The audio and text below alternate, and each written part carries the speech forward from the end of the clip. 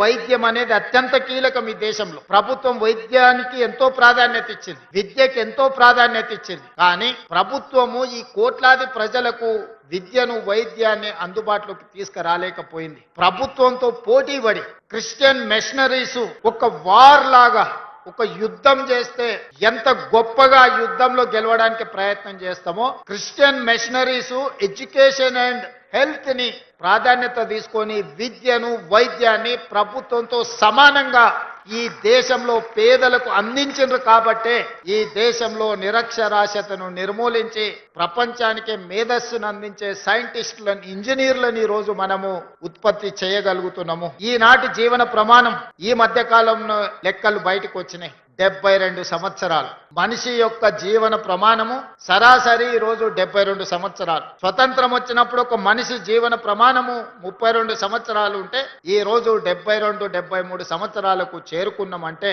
రాష్ట్ర కేంద్ర ప్రభుత్వాలు ఎంత ప్రయత్నం చేసినాయో వారితో పోటీ పడి సేవ చెయ్యాలి, మానవాళిని కాపాడాలి, ఈ కాపాడిన మానవాళికి విద్యను అందించాలి అని క్రిస్టియన్ మిషనరీస్ కంకణం కట్టుకొని అంకిత భావంతో సేవలు అందించింది. కాబట్టి ఈ దేశంలో విద్య వైద్యము క్రిస్టియన్ మిషనరీస్ అందించిన సేవలని అభినందించాల్సిన బాధ్యత ఏ ప్రభుత్వానికైనా ఉన్నది.